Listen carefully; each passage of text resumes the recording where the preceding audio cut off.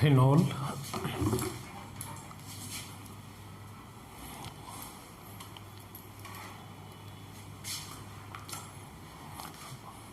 Phenol या carbolic acid. तो phenol क्या होता है?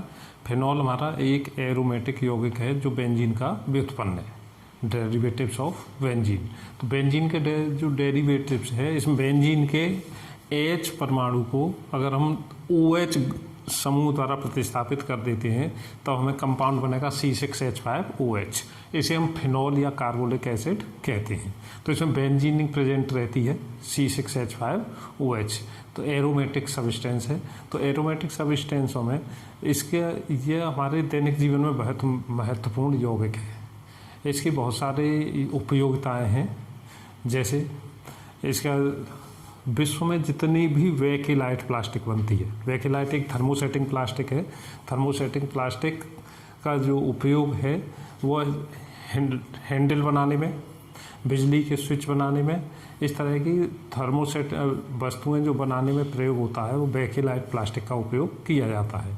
तो वेकेलाइट प्लास्टिक का जितना भी उत्पादन होता है विश्व में, सबसे ज़्यादा फिनॉल की खपत उसमें होती है। फिनॉल और फॉर्मेल्डिहाइड की क्रिया से उसे बना लिया जाता है। तो प्लास्टिक बनाने में इसका बहुत महत्वपूर्ण उपयोग है। इसके अलावा इसे डिसइंफेक्टेंट के रूप में आप देखते हो दैनिक जीवन में, जैसे हॉस्पिटलों में या अन्य जगहों पर फिनाइल के लिए प्रयोग किया जाता है कि इसके फर्श वगैरह को साफ करने के लिए। तो इसकी एंटीसेप्टिक दवाएँ भी बनती हैं। इसका अगर हम 0.1 या 0.2% सॉल्यूशन लेते हैं तो वो एंटीसेप्टिक का कार्य करता है। तो प्रतिजैविक दवाएं बनाने में भी फिनॉल का हमारा उपयोग रहता है। इसके अलावा प्रयोगशाला में अगर हम देखते हैं तो हमारे जो सूचक के रूप में, इंडिकेटर के रूप में फिनॉल फ्थेलीन का उपयोग करते हैं। फिनॉल फ्थेलीन अम्ल क्षार सूचक के रूप में कार्य करता है। तो फिनॉल से ही प्राप्त होता है हमें। विस्फोटक पदार्थ जैसे ट्राइनाइट्रोग्लिसरॉल है, इसका ट्राइनाइट्रोग्लिसरॉल भी हमें फिनॉल से ही प्राप्त होता है। इसे फिनॉल की नाइट्रिक अम्ल पर क्रिया कराकर बनाया जाता है। औषधियाँ जैसे सेलॉल, फिनेसिटिन, इस टाइप की जो दवाइयाँ हैं, औषधियाँ हैं, यह भी हमारी फिनॉल से ही प्राप्त होती हैं। इस तरह से फिनॉल हमारे दैनिक जीवन में महत्वपूर्ण यौगिक है। तो हम इसे महत्वपूर्ण यौगिक को किस प्रकार से प्राप्त करते हैं या इसे इंडस्ट्रियल मेथड में कैसे बनाया जाता है, कैसे लोग इसे प्राप्त किया जाता है, उसे सबसे पहले हम इसके विरचन की विधियों, प्रिपरेशन मेथड को देखते हैं। तो प्रिपरेशन मेथड में इसे अगर हमें बेंजीन से बनाते हैं तो बेंजीन को ओलियम से रिएक्शन कराते हैं। सबसे पहले 80 डिग्री सेल्सियस पर बेंजीन की रिएक्शन ओलियम से कराई जाती है, तब हमारा बेंजीन सल्फोनिक एसिड बनता है। बेंजीन सल्फोनिक एसिड बनेगा। बेंजीन सल्फोनिक एसिड को फ्यूज्ड NaOH के साथ रिएक्ट कराते हैं तो C6H5SO3Na सोडियम सॉल्ट प्राप्त होता है। बेंजीन सल्फोनिक एसिड का सोडियम सॉल्ट बनेगा। इसका हाइड्रोलाइसिस करा दें या एसिडिक रिएक्शन करा देंगे तो हमारा फिनॉल बन जाता है। तो फर्स्ट मेथड हमारा from benzene to phenol conversion से इस तरह से होगा। नंबर सेकंड था हम क्लोरोबेंजीन से फिनॉल कैसे बना सकते हैं। तो क्लोरोबेंजीन से फिनॉल बनाने के लिए क्लोरोबेंजीन की रिएक्शन हम कराते हैं 623 केल्विन टेम्परेचर पर, 328 एटमॉस्फेयर पर। ठीक है, इतना मिनिमम टेम्परेचर हो, इसका temperature high temperature and high pressure लेते हैं तो सोडियम फिनॉक्साइड बन जाता C6H5ONa। इसकी रिएक्शन HCl से करा दें हाइड्रोक्लोरिक एसिड से तो हमारा फिनॉल प्राप्त हो जाएगा हमें। तो सेकंड हमारा कन्वर्जेशन हो गया क्लोरोबेंजीन टू फिनॉल, क्लोरोबेंजीन से फिनॉल बना देंगे। नंबर थर्ड लेते हैं एनिलीन। तो एनिलीन से बनाने के लिए, एनिलीन एरोमेटिक सब्सटेंस है, एरोमेटिक एमीन होता है C6H5NH2। NH2 है तो एमीन होगा डेफिनेटली। तो एमीन है, प्राइमरी एमीन। इसकी रिएक्शन कराते हैं हम नाइट्रस एसिड से। नाइट्रस एसिड अनस्टेबल एसिड है, अनस्टेबल एसिड। तो इसे बनाकर नहीं रखा जा सकता, तो हम इसे अभिक्रिया में ही उत्पन्न करते हैं। इन सिटू मेथड, इसे रिएक्टेंट के साथ NaNO2 और HCl को मिलाकर डाल दिया जाता है। NaNO2 और HCl से हमारा HNO2 प्रोड्यूस होता है और HCl हमारा मीडियम बन जाएगा। तो HCl मीडियम भी बना रहता है और HNO2 प्रोड्यूस होगा। इसे ठंडे में ही रिएक्शन कराई जाती है 0 से 5 डिग्री सेल्सियस पर। अगर हम इसका उच्च ताप कर देते हैं तो हमें फिनॉल बन जाता है। मैंने इस रिएक्शन को 2 स्टेप में लिख के दिखाया है। तो एनिलीन की रिएक्शन करानी है नाइट्रस एसिड से, HNO2 से, HCl के प्रेजेंस में कराते हैं, HCl मीडियम है 0 to 5 डिग्री सेल्सियस। तो बेंजीन डाइअजोनियम क्लोराइड BDC ये बनता है +2H2O। अगर यही टेम्परेचर अगर हमारा हाई रहता है तो benzene diazonium chloride water to react करता है, वाटर से रिएक्ट करेगा और फिनॉल में कन्वर्ट हो जाता है। तो एनिलीन से हम इस तरह से फिनॉल बना सकते हैं।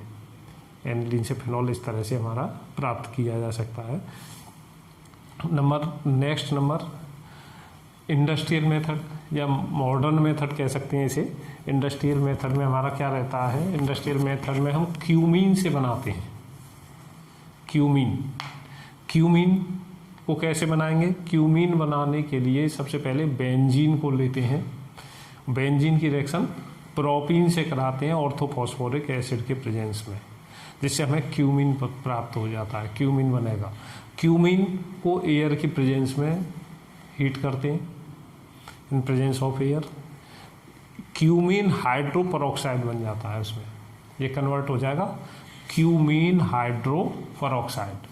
इसका अगर एसिडिक हाइड्रोलाइसिस कर दिया जाए तो हमें फिनॉल और एसीटोन दोनों प्राप्त हो जाते हैं। इसमें एसीटोन भी सफिशिएंट क्वांटिटी में हमें बनता है, इसलिए हम इस मेथड से एसीटोन भी बना सकते हैं। इस प्रकार से ये हमारी 4 मेथड्स को हमें अपना 12th क्लास के लिए पढ़ना है कि कन्वर्जेशंस किस तरह से हम फिनॉल को हम बना सकते हैं, इसका सिंथेसिस कैसे किया जाता है। तो हम बेंजीन से बना सकते हैं, एनिलीन से बना सकते हैं, क्लोरोबेंजीन से बना सकते हैं, ठीक है। और मॉडर्न मेथड में से क्यूमीन से बोला जाता है, जनरली क्यूमीन से बना सकते हैं। इस तरह से हम फिनॉल को प्राप्त करते हैं। फिनॉल के फिजिकल अपीयरेंस क्या है, इसका फिजिकल प्रॉपर्टीज़ क्या होती हैं? तो फिजिकल प्रॉपर्टीज में फिनॉल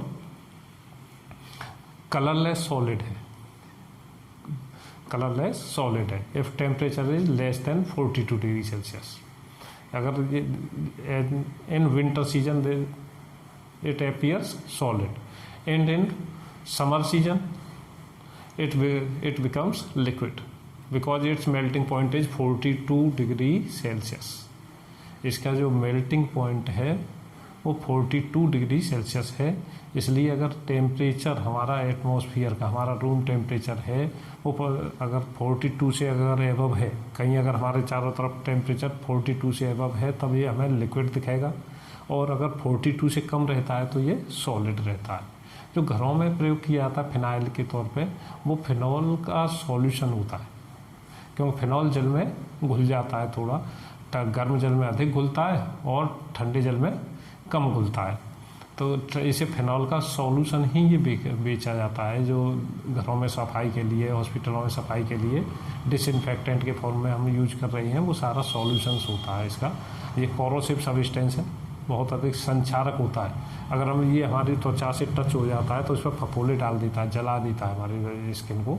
तो फिनॉल है, इसका मेल्टिंग पॉइंट है 42 डिग्री सेल्सियस। और ये वाटर सॉल्युबल क्यों होता है? बिकॉज इसमें हाइड्रोजन बॉन्ड होता है। हाइड्रोजन बॉन्ड क्यों होगा? O से जुड़ा हुआ हाइड्रोजन एटम है, इसलिए रहता है। हाइड्रोजन बॉन्ड कब होता है? जब H एटम F से, O से या N से कनेक्ट रहता है। फ्लोरीन, ऑक्सीजन और नाइट्रोजन, इनमें से अगर किसी से कनेक्ट रहता है तब ये हाइड्रोजन बॉन्ड बनाता है। और हाइड्रोजन बॉन्ड वाले सब्सटेंस हैं वो वाटर सॉल्युबल होते हैं, क्योंकि हाइड्रोजन बॉन्ड में वाटर सॉल्युबल रहेंगे हाइड्रोजन बॉन्ड वाले, क्योंकि जो जल में भी हाइड्रोजन बॉन्ड होता है। अब हम आते हैं इसकी कुछ प्रॉपर्टीज़, इसकी कुछ प्रॉपर्टीज़ को लेते हैं।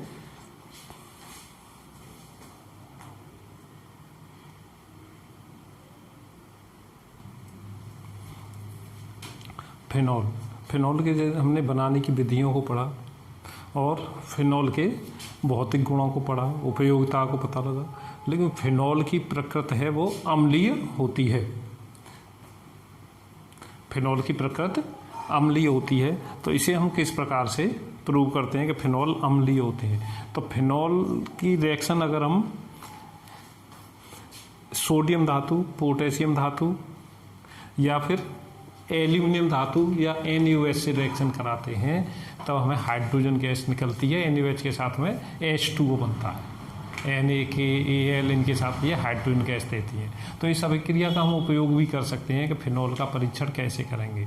तो फिनॉल सोडियम धातु के साथ हाइड्रोजन गैस देता है, या फिनॉल में सोडियम धातु के टुकड़े डालने पर हाइड्रोजन गैस रंगहीन गंधहीन गैस निकलती है, बुलबुले उठने लगते हैं, ये हाइड्रोजन गैस निकलती है। तो ये हाइड्रोजन गैस निकलना भी फिनॉल का एक परीक्षण भी है, और फिनॉल की ये अम्लीय प्रकृति को प्रदर्शित करते हैं, क्योंकि Na के क्षार धातु में क्षार अम्लों से रिएक्शन करते हैं। तो इनकी अम्लीयता क्यों होती है, इसके कारण पर हम डिस्कशन करते हैं कि क्यों अम्लीय होता है। तो फिनॉल की जैसे कि हम संरचनाओं में देखते हैं कि फिनॉल से C6H5OH ये C जो परमाणु रहता है फिनॉल में, C परमाणु है, ये द्विबंध युक्त होता है, तो इस पर sp2 संकरण होता है। फिनॉल की संरचना में sp2 संकरण रहता है, क्योंकि जो C परमाणु था वो इस तरह से जुड़ा हुआ है हमारा C, और इससे जुड़ा हुआ है हमारा OH, तो ये कार्बन होता है sp2 संकरित। तो sp2 संकरित है तो इसकी विद्युत ऋणात्मकता, इलेक्ट्रोनेगेटिविटी,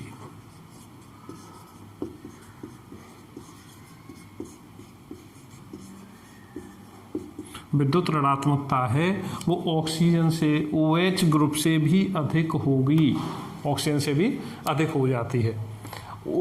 O पर हमारे 2 पेयर्स रहते हैं, इलेक्ट्रॉन पेयर्स रहते हैं इलेक्ट्रॉनों के। इधर O और H, तो C की विद्युत ऋणात्मकता अधिक होने के कारण साझे का जो इलेक्ट्रॉन युग्म, ये इलेक्ट्रॉन युग्म है, नॉन बॉन्डिंग इलेक्ट्रॉन पेयर है, वो किधर आता है, कार्बन की ओर, कार्बन में। तो कार्बन परमाणु से इधर जो पाई बॉन्ड है, पाई बॉन्ड वीक बॉन्ड होते हैं, तो पाई बॉन्ड कहाँ चला जाएगा, इस ऑर्थो पोजीशन पर।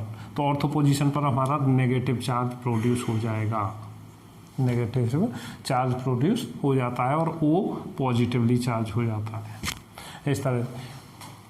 तो अल्टरनेट डबल बॉन्ड और नॉन बॉन्डिंग इलेक्ट्रॉन है, इसलिए रेजोनेंस होगा।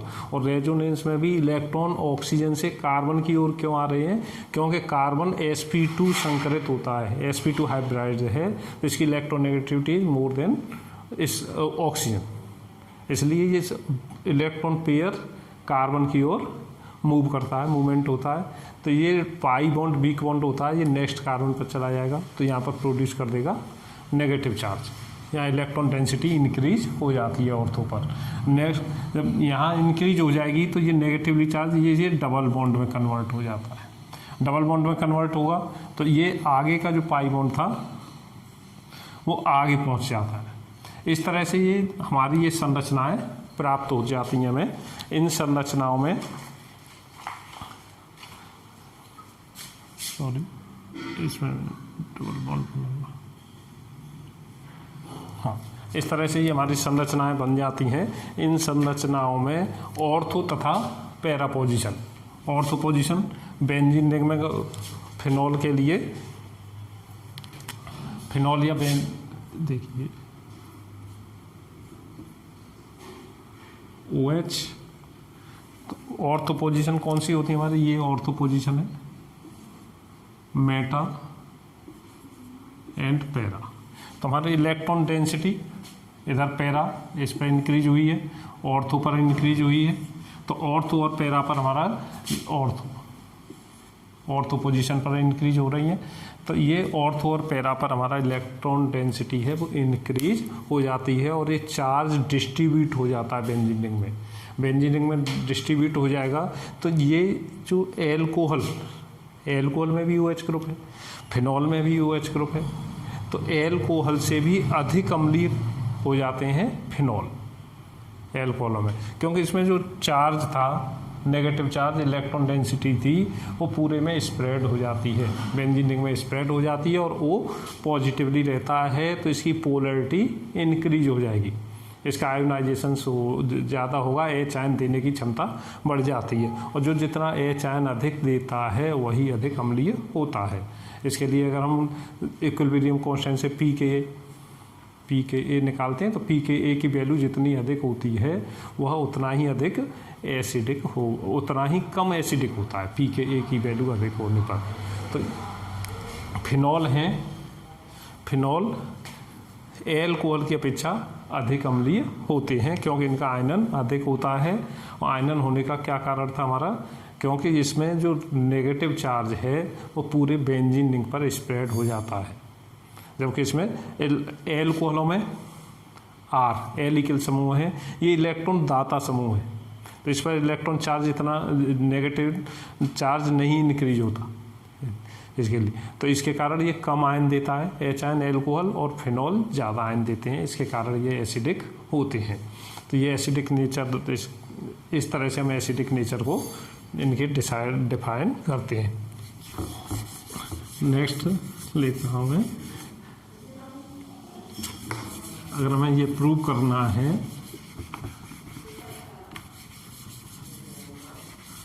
ये ब्रोंस्टैंड एसिड भी बोलते हैं इनको, फिनॉल, और ये ब्रोंस्टैंड एसिड।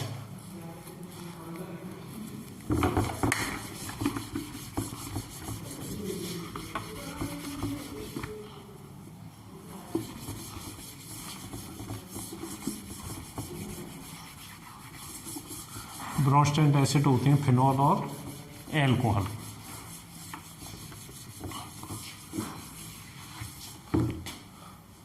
अगर हम फिनॉल की रिएक्शन है C6H5OH, इसके 2 मॉलिक्यूल्स +2, ये बनाएगा C6H5ONA plus H2, sodium phenoxide.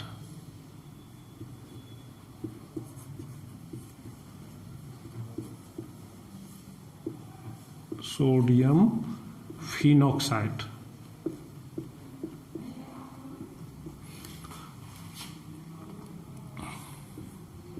इसे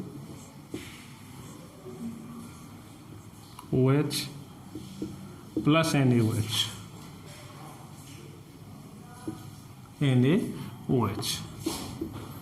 this also gives sodium phenoxide ONA plus H2। इसके अलावा इसकी रिएक्शन है किससे हो सकती है, पोटेशियम से भी हो सकती है और एल्यूमिनियम, दोनों के साथ में फिनॉल कौन सा देगा, हाइड्रोजन गैस देता है। तो ये हमारी रिएक्शन क्या प्रूव करती है कि फिनॉल के जो नेचर है, फिनॉल है वो एसिडिक नेचर का होता है, फिनॉल की नेचर एसिडिक होती है क्योंकि ये एच आयन देता है। ये क्वेश्चन बहुत अक्सर कंपटीशनों में भी आता रहता है, और दूसरा कंपटीशनों के अलावा एग्ज़ाम में भी, बोर्ड एग्ज़ाम में भी हमारे आता रहता है कि क्रीसोल और फिनॉल,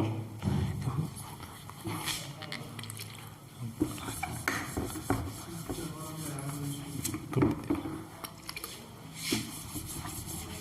क्रीसोल और फिनॉल हैं,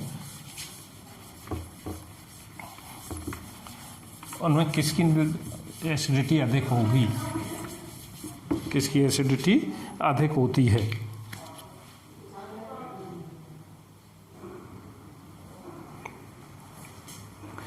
अम्लता का क्रम, ऑर्डर ऑफ एसिडिटी में हम कुछ यौगिकों का, उनकी अम्लता का क्रम देखेंगे। इनकी अम्लता का क्रम प्रयोगों द्वारा pKa की वैल्यू द्वारा निर्धारित करते हैं। तो इनमें से कौन सा अधिक अम्लीय है, कौन सा कम अम्लीय है।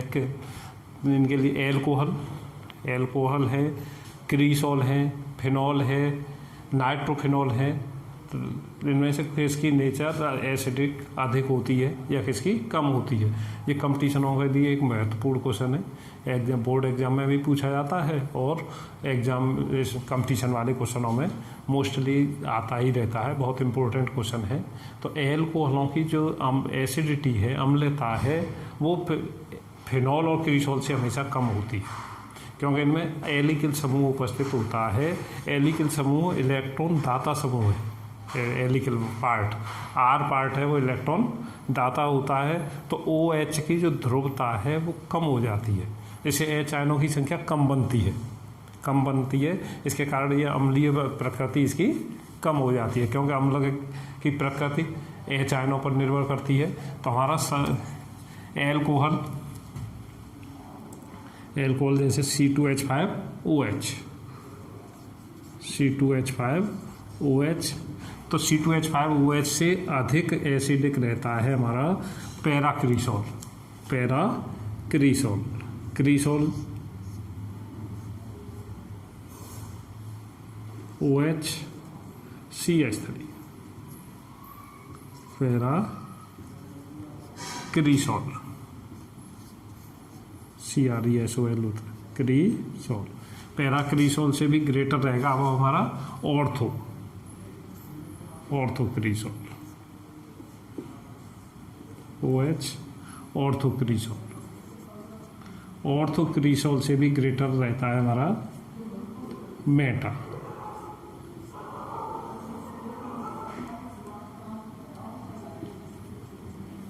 मेटाक्रिसोल। इन सबसे अधिक रहता है फिनोल।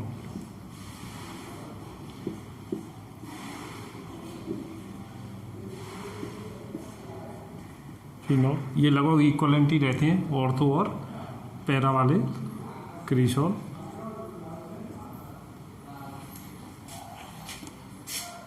इनमें तो एथेनॉल से अधिक एसिडिक होगा पैराक्रिसोल से अधिक एसिडिक होता है ऑर्थोक्रिसोल, उससे भी अधिक मेटाक्रिसोल, और उससे भी अधिक रहता है हमारा फिनोल से भी। अगर इसमें क्योंकि इनमें इलेक्ट्रॉन दाता ग्रुप CH3 जुड़ा हुआ है, इसके कारण इनकी एसिडिटी है वो फिनोल से कम होती है। CH3 समूह है वो इलेक्ट्रॉन दाता है, इलेक्ट्रॉन देने वाला ग्रुप जुड़ा हुआ है, इसके कारण है। लेकिन फिनोल से भी अधिक एसिडिक होता है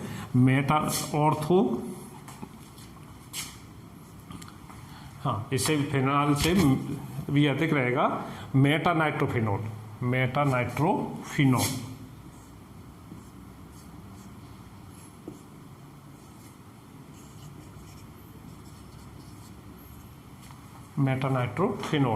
मेटानाइट्रोफिनोल इलेक्ट्रॉन को अपनी ओर अट्रैक्ट करता है, इलेक्ट्रॉन लेने वाला ग्रुप है।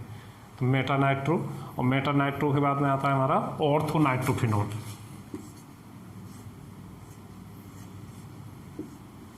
काफ़ी इंपॉर्टेंट क्वेश्चन है ये, ऑर्थोनाइट्रोफिनोल। और सबसे ज़्यादा रहेगा पैरानाइट्रोफिनोल।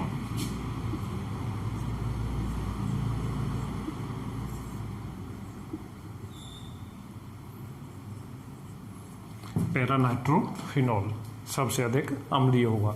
इनमें अम्लीयता का क्रम, एथेनॉल सबसे कम अम्लीय होता है, लगभग हम इन्हें उदासीन मानते हैं, क्योंकि इनसे भी अधिक अम्लीय तो जल होता है। जल भी एल्कोहल की अपेक्षा अधिक अम्लीय रहता है। ये सभी ब्रोंस्टेंट एसिड हैं, तो और पैराक्रिसोल से अधिक ऑर्थोक्रिसोल, मेटाक्रिसोल, फिनोल। तो क्रिसोल्स हमेशा फिनोल से कम एसिडिक होते हैं, और फिनोल से नाइट्रो प्रोडक्ट हैं वो अधिक अम्लीय होते हैं। अब हम इस अम्लीयता के क्रम के बाद अब हम इसके कुछ रासायनिक गुणों को, फिनोल के रासायनिक गुणों के बारे में जानते हैं।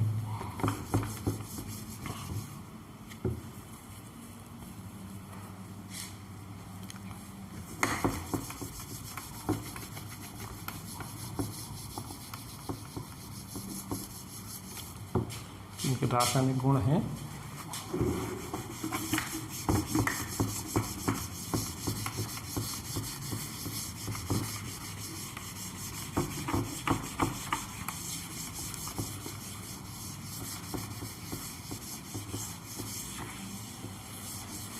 फिनोल का एक सबसे महत्वपूर्ण रासायनिक गुण है कि फिनोल को जिंक चूर्ण के साथ अगर गर्म कर दिया जाए, C6H5OH+Z, Zn के साथ हम करते हैं तो हमारा बनता है C6H6 प्लस ZnO। बहुत इंपॉर्टेंट कन्वर्जन है कि फिनॉल से बेंजीन कैसे प्राप्त करेंगे। दूसरा, हमें कन्वर्जन के स्टेपों में इसकी आवश्यकता पड़ती है कि फिनॉल से हमें दूसरे प्रोडक्ट बनाने हैं तो फिनॉल को हम पहले बेंजीन में कन्वर्ट कर लें और बेंजीन के बाद इसका नाइट्रीकरण कर दें तो नाइट्रोबेंजीन बन जाएगा। हेलोजिनेशन कर देंगे, हेलोजिनेशन कर देने पर हमारा हेलो एरिल बन जाएगा। इसके लिए सल्फोनेशन किया जा सकता है। तो ये कन्वर्जन में विशेष इंपॉर्टेंट रहता है। दूसरा, फिनॉल से हम बेंजीन किस प्रकार से प्राप्त करते हैं। दूसरा, इसका अगर हम ऑक्सीडेशन कर देते हैं फिनॉल का C6H5OH,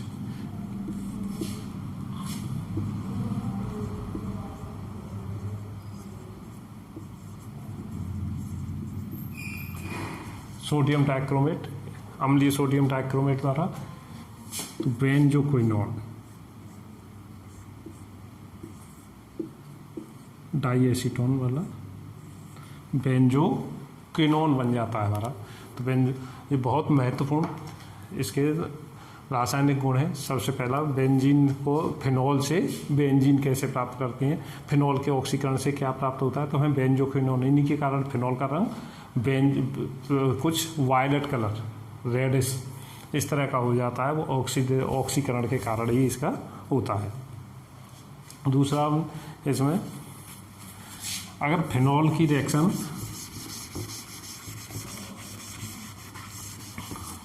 डाइल्यूट नाइट्रिक एसिड से करा दी जाए, डाइल्यूट नाइट्रिक एसिड से अगर हम कराते हैं फिनॉल के लिए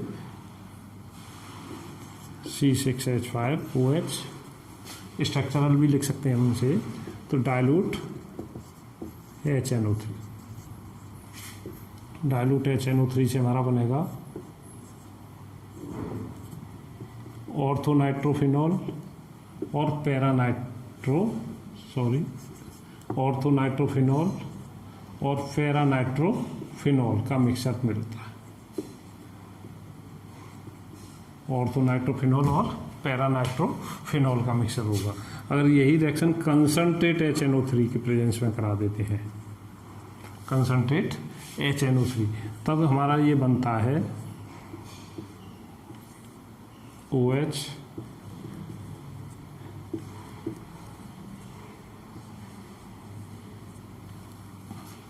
ट्राइनाइट्रोफिनॉल 2,4,6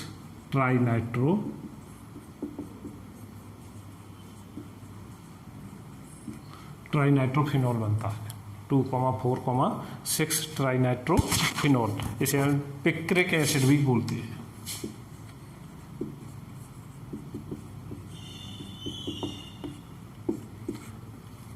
IIT जी इसमें ये क्वेश्चन पूछा हुआ है कि निम्नलिखित में से कौन सा एसिड है जिसमें C/OH ग्रुप प्रेजेंट नहीं है। तो C/OH ग्रुप किसमें प्रेजेंट नहीं है, पिक्रिक एसिड, पिक्रिक एसिड में C/OH ग्रुप नहीं होता। एसिड इसके कृमिनाशक के रूप में भी इसका उपयोग होता है। दूसरा, ये विस्फोटक पदार्थ में भी उपयोग होता है। सांद्र H2SO4, इसे पिक्रिक एसिड बनाने के लिए हम इससे पहले इसकी रिएक्शनें कराने के लिए फिनॉल को पहले सांद्र H2SO4 से रिएक्शन करा लेते हैं। तो सांद्र H2SO4 से रिएक्शन कराएंगे तो ऑर्थोसल्फोनिक एसिड और पैरासल्फोनिक एसिड बनेगा। इन सल्फोनिक एसिड को उसके पश्चात कंसनट्रेट HNO3 से रिएक्शन कराते हैं, तब हमारा 2,4,6 ट्राइनाइट्रोफिनॉल बनता है। तो हम इसे 2 स्टेप में इस तरह से भी किया जा सकता है। अब इसका अगर हम कम ध्रुवीय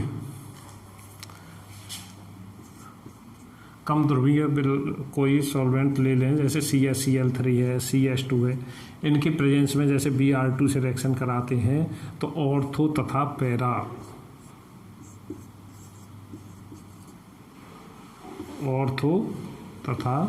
पैरा हैलाइड बनेंगे।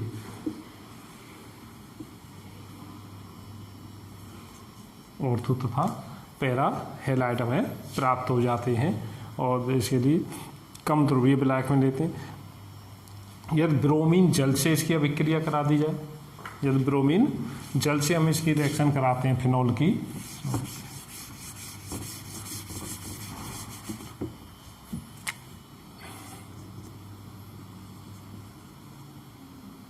Br2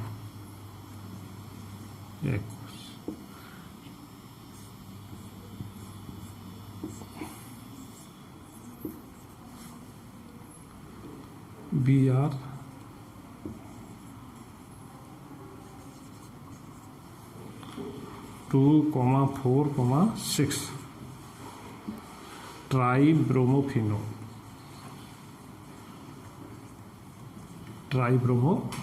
वाइट प्रेसिपिटेट बनता है।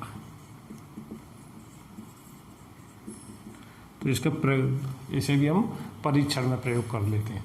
ऐसा विक्रिया का उपयोग भी इनके परीक्षण में, फिनॉल के परीक्षण में किया जाता है। इसके अलावा इसकी जो दो अन्य महत्वपूर्ण अभिक्रियाएं हैं वो कोल्बे अभिक्रिया तथा रायमर टीमैन अभिक्रिया होती हैं। नाइट्रेशन, हेलोजिनेशन मैंने बता दिया, नाइट्रेशन बता दिया, ऑक्सीडेशन बता दिया, जिंक चूर्ण के साथ में मैंने रिएक्शन इनकी बता दी आप लोगों को। इसके अलावा अब इसकी रायमर टीमैन अभिक्रिया और देखते हैं कि किस तरह से होती है।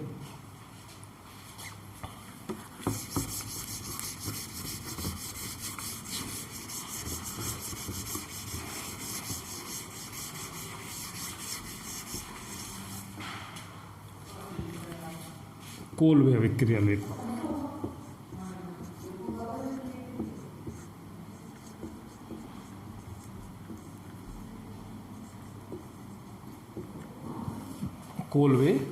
कोल्बे रिएक्शन लेते हैं। कोल्बे रिएक्शन में पहले फिनॉल की रिएक्शन हम NaOH से कराते हैं तो सोडियम फिनॉक्साइड हमारा बन जाता है।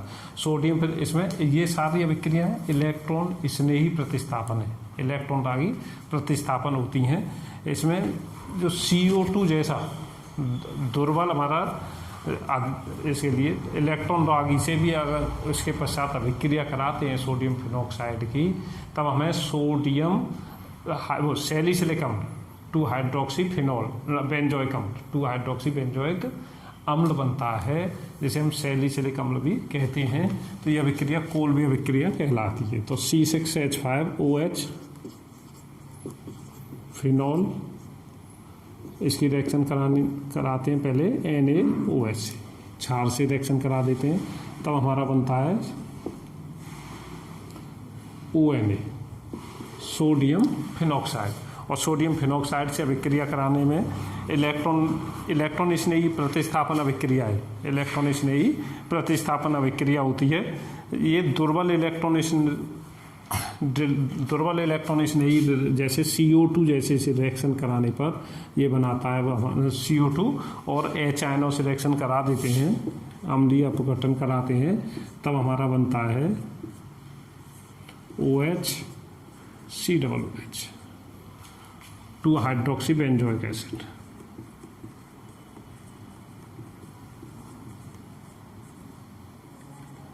बेंजोइक एसिड 2-हाइड्रोक्सीबेंजोइक एसिड, जिसे सैलिसिलिक एसिड भी बोलते हैं, सैलिसिलिक एसिड। और इसकी एसिटिक एनहाइड्राइड से जब रिएक्शन कराते हैं सैलिसिलिक एसिड की, तो एस्प्रिन प्राप्त होता है। एस्प्रिन दर्दनाशक दवा है, एंटीपायरेटिक और एंटीपायरेटिक रहती है। दूसरा इसके लिए एनाल्जेसिक और एंटीपायरेटिक दवाएं बनती हैं, वो इस सैलिसिलिक एसिड से बनाई जाती हैं। और सैलिसिलिक एसिड किससे बनता है हमारा? फिनॉल से बनाया जाता है, फिनॉल से बनाएंगे। इसकी एक और अभिक्रिया में देता हूँ, रायमर टीमैन अभिक्रिया। इंपॉर्टेंट अभिक्रिया है दोनों ही, कोल्बे अभिक्रिया, रायमर टीमैन अभिक्रिया। रायमर टीमैन अभिक्रिया है वो क्लोरोफॉर्म की प्रेजेंस में की जाती है। क्लोरोफॉर्म और जलीय क्षार के रूप में के साथ में कराते हैं।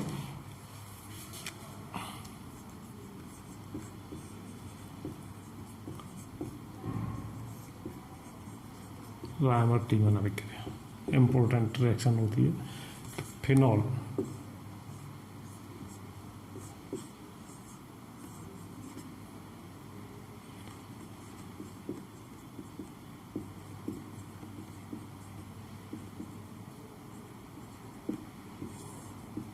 फिनॉल से कराएंगे।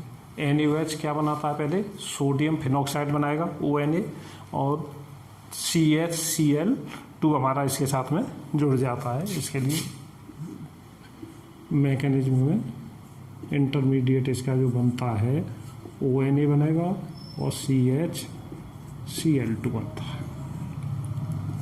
आगे पुनः NaOH क्षारीय माध्यम रहता है, NaOH के साथ रिएक्शन करता है और NaOH के साथ रिएक्शन करके एल्डिहाइड में कन्वर्ट होता है। CHCl2 था, ये हमारा चेंज हो जाएगा CHO ग्रुप,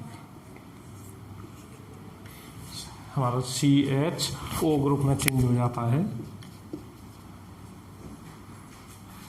इसका अम्ल से अभिक्रिया करा दी जाए HN, अम्लीय माध्यम में रिएक्शन कराते हैं तो सैलिसिल एल्डिहाइड बन जाएगा।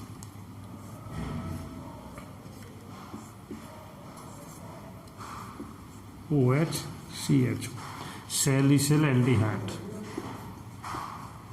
Salicyl aldehyde.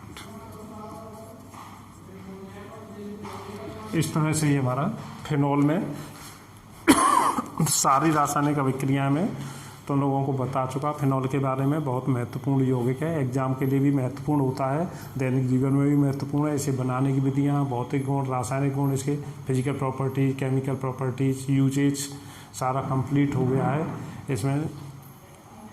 इसे ध्यान से पूरा केयरफुली पढ़िए, अपना नोट कर लीजिए, जिससे एग्जाम में हेल्प मिले। Thank you.